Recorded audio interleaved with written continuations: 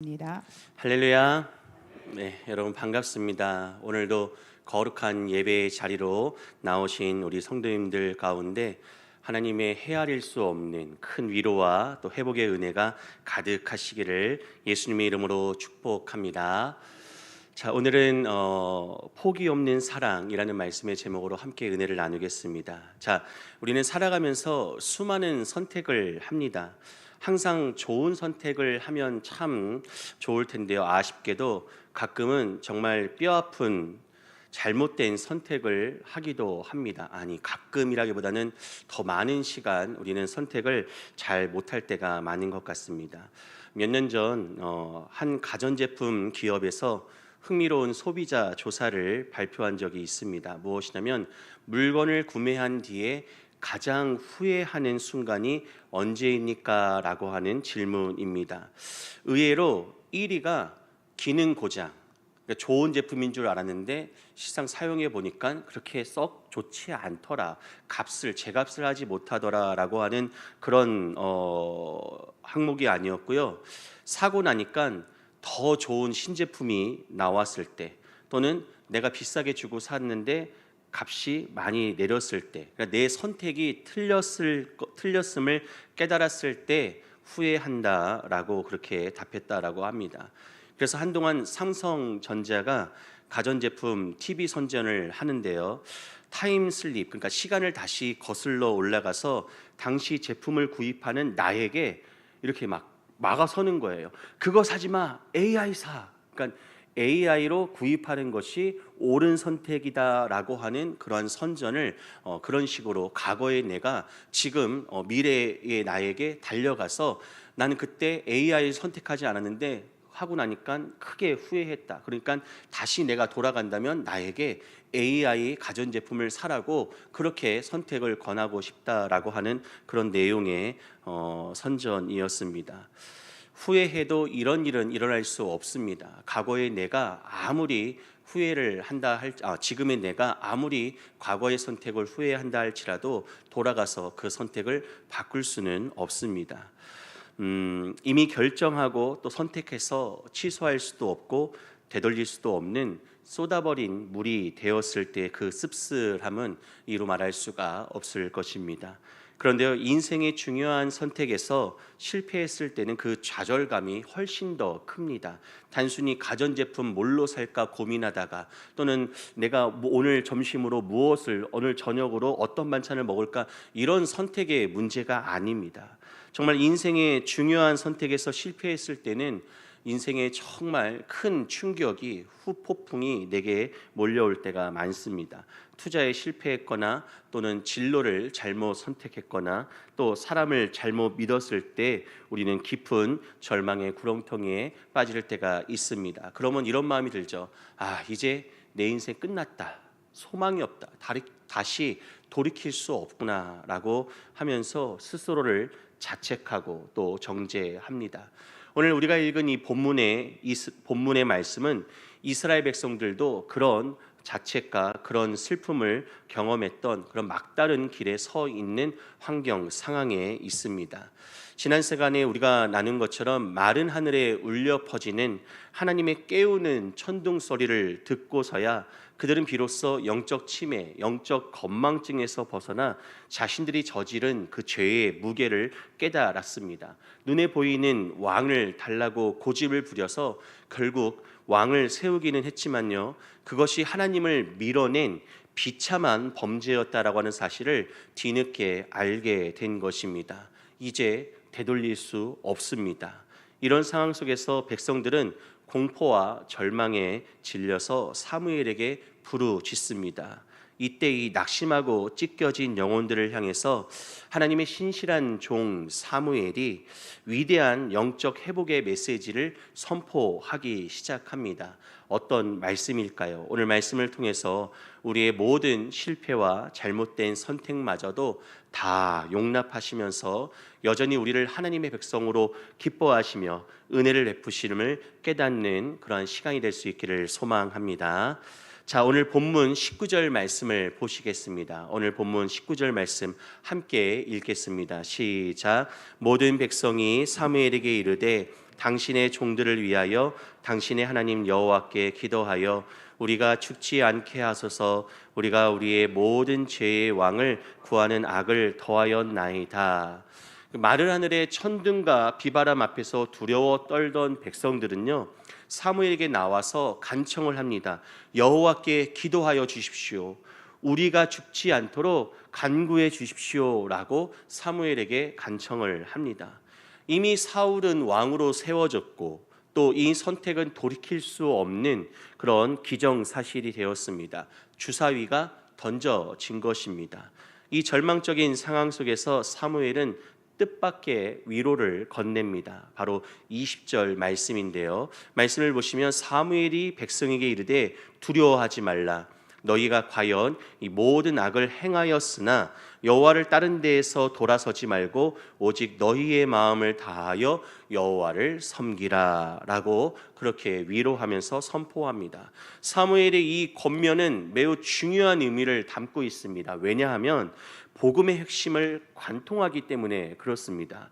어떤 복음의 핵심이냐면 사무엘이 무슨 말을 했습니까? 인간은 이미 지금 범죄하였고 틀린 선택을 했다라고 하는 것입니다. 그러니까 이스라엘이 왕을 세워달라고 요청을 했고 왕을 세웠는데 자신들의 이 선택이 틀린 선택이었고 하나님 앞에서 큰 죄를 범하였다라고 하는 것을 뒤늦게 깨달았습니다. 그러나 하나님은 뭐라고 말씀하십니까? 너희가 이미 끝장을 냈으니 나도 너희를 버리겠다라고 말씀하지 않으십니다.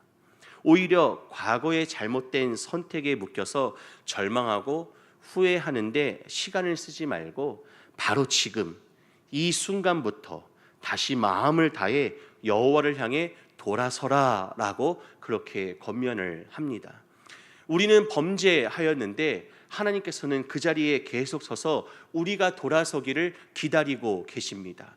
우리는 범죄하였는데 하나님께서는 예수님을 십자가에 못 박아 죽게 하시고 십자가로 돌아서는 자들을, 십자가로 나오는 자들을 구원하여 주십니다. 바로 지금 사무엘을 통하여서 하나님께서는 복음을 관통하는 중요한 메시지를 우리에게 증거하십니다. 우리는 범죄한 죄인들입니다. 하지만 하나님께서는 여전히 그 자리에 서서 돌아서는 자들을 용납하시고 용서하시고 또 그들을 구원하여 주시겠다, 회복시키시겠다라고 그렇게 말씀하십니다. 그 간절한 권면과 또 사무엘의 마음이 말씀에 뭐라고 나옵니까? 여호와를 따르는 데에서 돌아서지 말고 오직 너희의 마음을 다하여 여호와를 섬기라라고 하는 이 말씀에 사무엘의 마음이 또 하나님이 이스라엘을 향하신 그 마음이 담겨 있는 것이죠. 그러면서 하나를 더하여서 권면을 합니다. 바로 21절 말씀인데요. 21절 말씀 우리 한번 읽어볼까요? 시작. 돌아서서 유익하게도 못하며 구원하지도 못하는 헛된 것을 따르지 말라. 그들은 헛되니라 라고 경고합니다.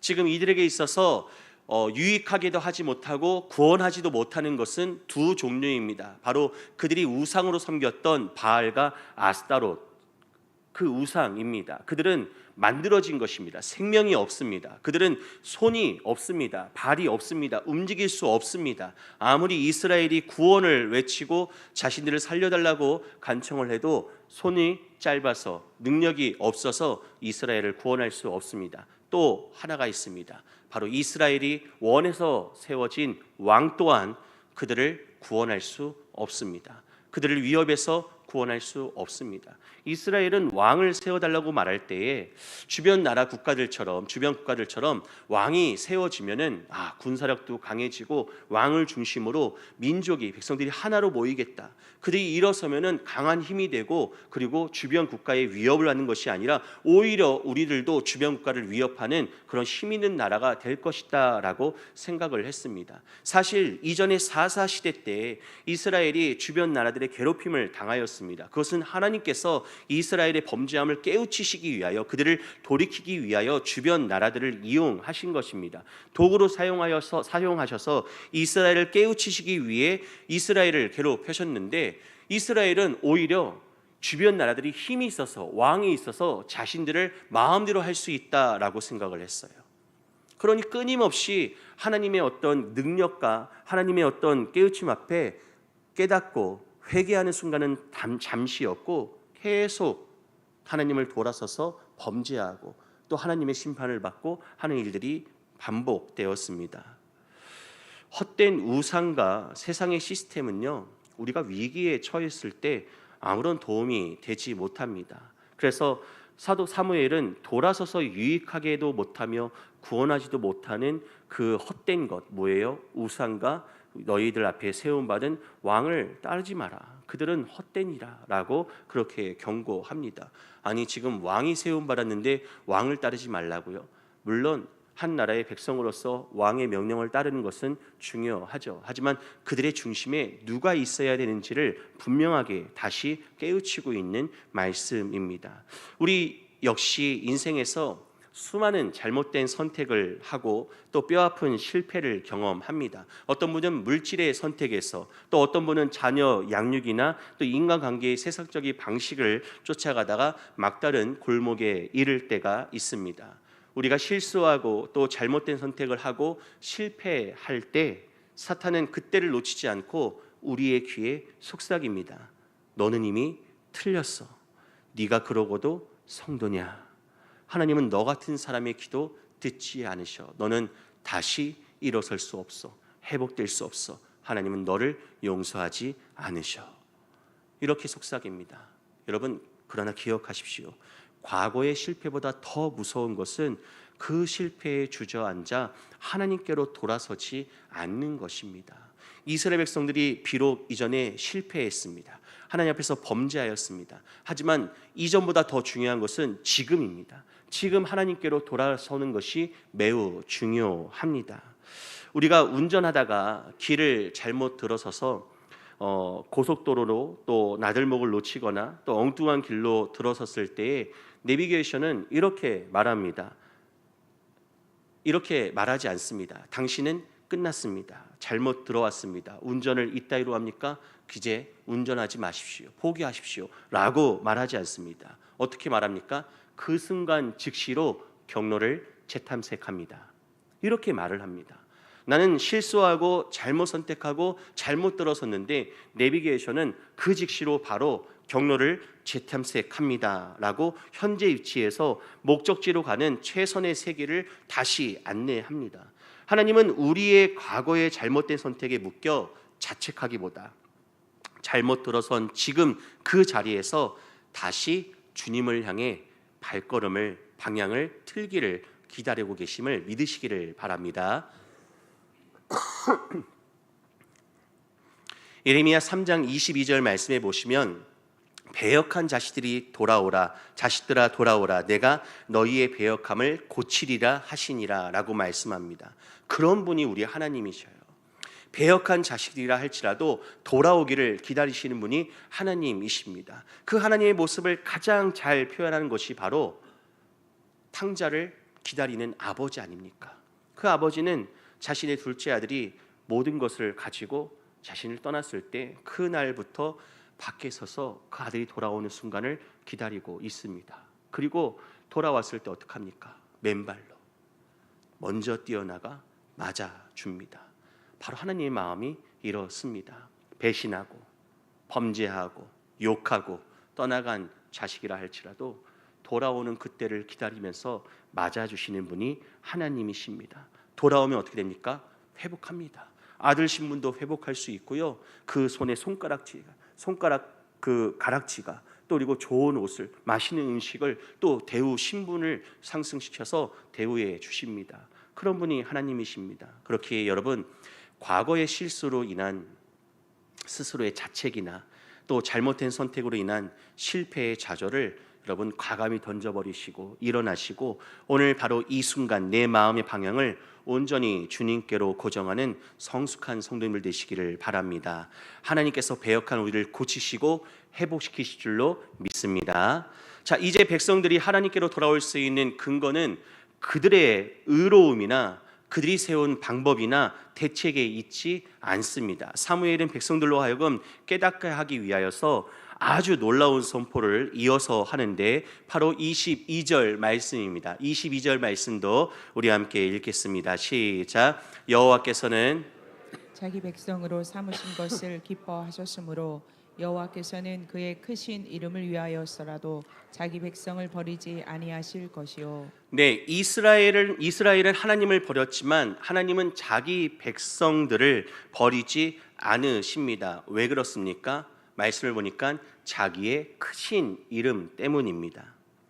성경에서 하나님의 이름은 곧 하나님의 성품과 명예 그리고 언약에 대한 신실하심을 의미합니다. 나는 여호와 하나님이라, 스스로 있는 자라, 나는 이스라엘을 구원하는 자라, 이렇게 말씀하실 때 하나님의 이름은 바로 하나님께서 이스라엘과 한 그 언약의 약속이 증거가 되시고요, 또 하나님이 얼마나 신실하신지, 또 하나님이 어떤 분이신지를 우리로 하여금 알게 하는 이름입니다. 만약 이스라엘이 광야나 가나안 땅에서 멸망해 버린다면 이방 나라들은 이렇게 이야기했을 것입니다. 여호와라는 신이 자기 백성을 구원낼 능력이 없어서 결국 광야에서 다 죽였다 하면서 하나님의 이름을 모욕할 것입니다. 그래서 이스라엘이 끊임없이 범죄하고 끊어질 위기에 처할 때마다 광야에서 이끄는 리더 모세는 바로 이렇게 기도했습니다. 하나님, 저들을 불쌍히 여겨 주시옵소서. 저들의 죄 때문에 지금 이렇게 심판하시고 다 멸하시면 오히려 이방 족속들이, 대적들이 하나님의 손이 짧아 구원할 수 없어서 자기 민족을 다 광야에서 죽게 하였다라고 오해하고 조롱할까 봐 염려입니다. 그러니 하나님을 위해서라도 이들을 용서하여 주옵소서라고 그렇게 기도합니다. 그렇게 하나님은 백성들이 비록 못나고 패역할지라도 하나님의 명예와 언약을 지키기 위해서라도 그들을 끝까지 붙드시고 책임지십니다. 시편 23편의 3절 말씀을 보게 되면은 내 영혼을 소생시키시고 자기 이름을 위하여 의의 길로 인도하시는 도다라고 말씀하십니다. 이 말씀을 하나님이 이기적이라서 하나님의 이름만을 위하여서 그렇게 행하신다라고 오해하지 마십시오. 하나님의 이름이 갖고 있는 그 능력을 우리가 안다면, 그 명예로움과 또 그리고 거룩함을 우리가 이해한다면 우리는 그렇게 말할 수가 없습니다. 우리의 죄악으로, 우리의 패역함으로 하나님의 이름을 욕되게 하며 하나님의 영광을 가리운 적이 얼마나 많습니까? 그러한 삶이라도 하나님께서는 구원하시는 분이십니다. 우리 삶의 최종적인 안전 보장은 나의 어떠함이 아니라 전적으로 하나님의 신실하신 이름에 달려 있음을 여러분 깨달으시기를 바랍니다. 그래서 우리가 이 험한 세상에서 낙심하지 않고 계속해서 앞으로 나아갈 수 있는 이유가 바로 여기에 있습니다. 비록 우리는 날마다 연약하여 넘어지고 하나님의 자녀답지 못하게 행동할 때가 참 많지만, 그럼에도 불구하고 우리가 오늘도 숨을 쉬고 은혜의 보좌 앞으로 나올 수 있는 것은 바로 하나님께서 우리를 위하여 예수 그리스도의 핏값으로 사서 자기 백성으로 삼아 주셨기 때문입니다. 은혜를 베푸신 것이죠. 하나님은 자녀 삼으신 우리를 결코 포기하지 않으십니다. 포기하지 않으시는 하나님의 명예가 이제 누구 손에 달려 있습니까? 바로 우리들의 손에 달려 있습니다. 우리의 삶이 하나님의 이름을 영화롭게 할 것인지, 우리의 삶이 하나님의 이름을 욕되게 하며 또 영광을 가리울 것인지 우리 삶의 선택에 달려 있습니다. 하나님은 범죄한 우리를 한순간도 포기하지 않으셨는데, 포기하지 않은 하나님 앞에 우리가 의리를 저버리며 하나님의 이름을 망령되이 일컫게 한다면 우리가 어찌 하나님의 백성이라고 말할 수 있겠습니까? 그렇기 때문에 내 자격과 또 그리고 형편을 보면서 절망하는 것이 아니라 나를 절대로 버리지 않으시는 하나님의 신실하신 성품을 전적으로 의지하시면서요, 담대하게 믿음의 길을 걸어가시기를 바랍니다. 그것이 곧 하나님의 이름을 영화롭게 하는 길이죠. 그래야 하나님의 이름을 영화롭게 할 뿐만 아니라 우리를 지키시는 하나님의 신실하심이 우리의 삶을 통하여 증거되고 또 세상에 알게 되고 또 우리와 함께 더불어서 경험하게 될 것입니다. 자, 마지막으로 이어지는 23절부터 25절 말씀에서 이제 백성들의 죄를 책망하고 또 하나님의 신실하심을 선포한 사무엘은 이제 지도자이자 제사장으로서 엄숙하게 무겁게 자신의 영적 결단을 밝힙니다. 23절 말씀인데요. 평생 우리가 가슴에 새겨야 될 위대한 구절이라고 생각을 합니다. 함께 읽어보겠습니다. 시작. 나는 너희를 위하여 쉬는 죄를 여호와 앞에 결단코 범하지 아니하고 선하고 의로운 길을 너희에게 가르칠 것인즉. 아멘. 백성들은 비록 죄를 지었지만 사무엘은 그들을 향한 중보 기도를 쉬는 것 자체를 하나님 앞에서 무서운 죄로 여겼다라고 하는 것입니다. 하나님의 백성들이 잘못된 길로 가지 않도록, 이미 잘못된 길에 들어섰을지라도 다시 회복될 수 있도록 끊임없이 눈물로 기도하는 그 사명을 다하겠다라고 스스로 결단하면서 백성들 앞에서 선포하고 있습니다. 누가요? 사무엘이요. 지금 물러나는 이스라엘 지도자 사무엘의 마지막 결단이 처음 시작하는 자의 각오처럼, 그리고 계속해서 자신의 임무를 성실하게 감당하려고 하는, 그래서 최선을 다해 감당하고자 하는 사람처럼 그렇게 결단하고 선포합니다. 지금 마지막을 장식하는, 은퇴하는, 물러나는 지도자 사무엘이 그렇게 결단하고 선포하고 있습니다. 이 말씀을 통해서 사무엘이 이스라엘을 얼마나 사랑하고 아끼는지를 알 수가 있습니다. 그럴 수 있는 이유는 하나님의 마음을 사무엘이 알았기 때문이다라고 그렇게 믿습니다. 하나님께서 이스라엘을 사랑하셔서 끊임없이 용서하시고 또 기회를 주시고 또 구원하시는 시간들을 마지막 사사로서, 왕이 세워지기 전 이스라엘 지도자로서 사무엘이 눈으로 직접 보고 경험을 했습니다. 그 하나님의 사랑을 힘입어서 이제 은퇴하는 지금도 여전히 하나님의 마음으로 이스라엘을 지도하고 이스라엘을 사랑하겠다라고 하는 것입니다.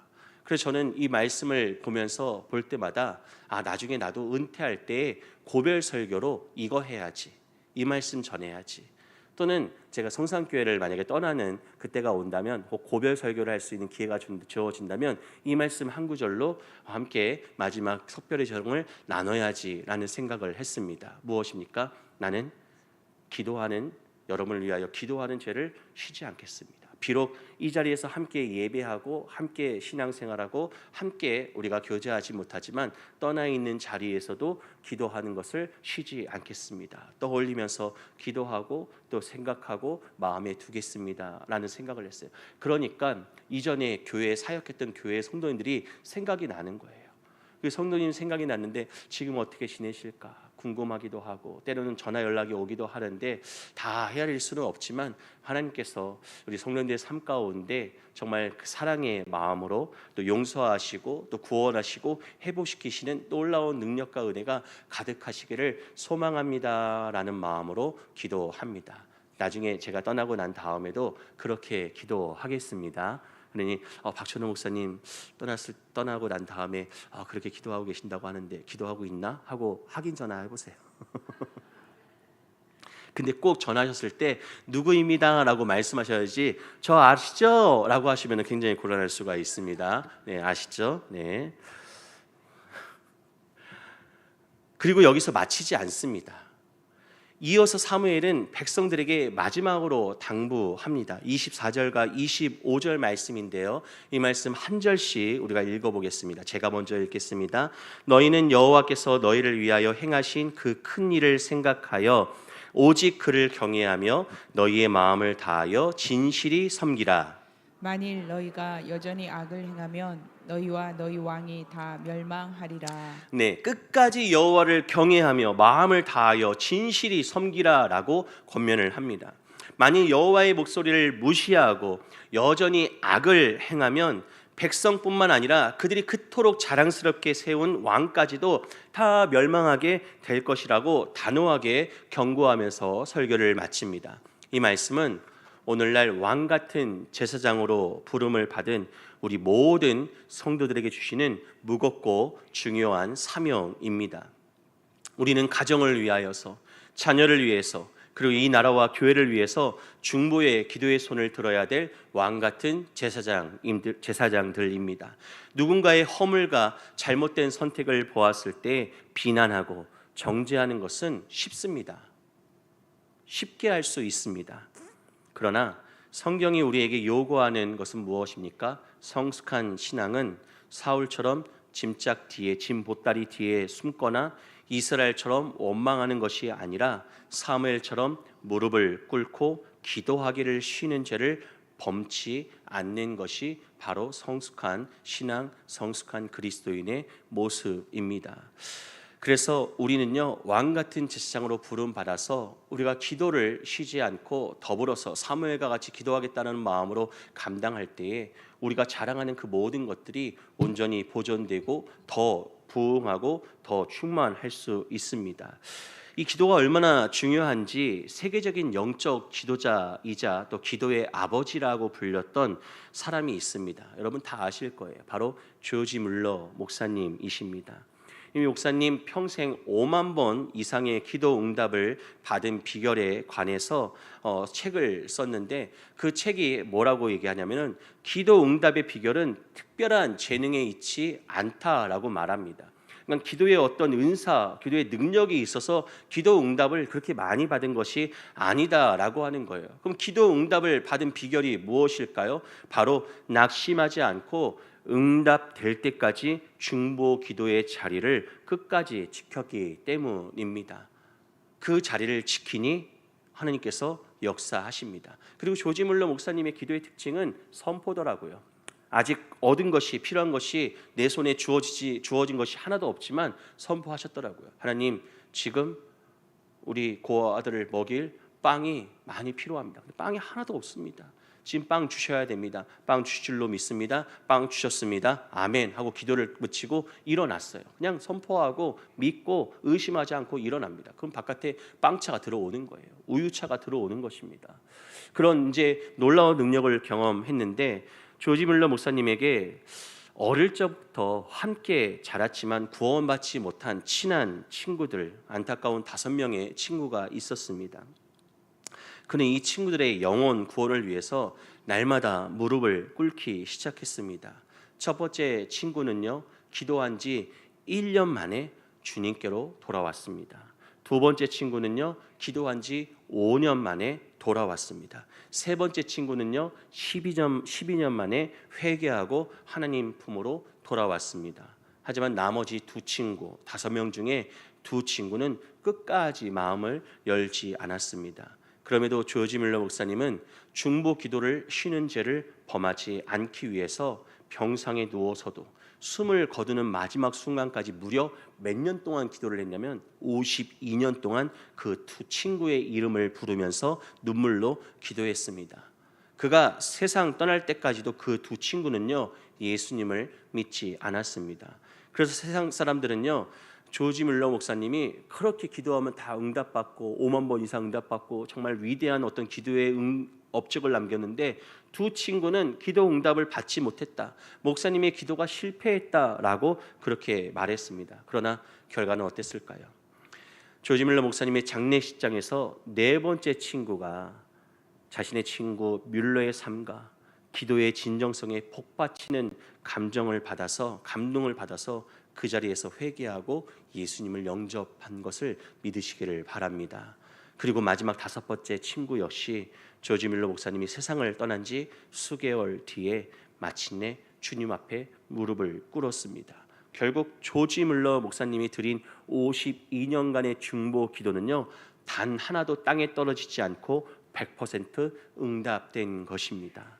이와 같이 여러분의 가정과 공동체에 영적인 비바람이 불고 천둥이 칠 때에 실망과 비난의 입술을 닫고 입술을 닫고 우리가 해야 될 것은 바로 기도의 무릎을 꿇는 것임을 깨달으시기를 바랍니다. 기도를 쉬지 않는 그 한 사람을 통해서 하나님은 무너진 가정을 세우시고 교회를 회복시킬 줄로 믿습니다. 이 기도의 사명을 완수하고 삶의 자리에서 진실하게 주님을 경외하는 진짜 믿는 성도들 되시기를 축복합니다. 사랑하는 성도 여러분, 오늘 우리는요, 잘못된 선택의 막다른 골목에서 하나님의 자비로운 음성을 들었습니다.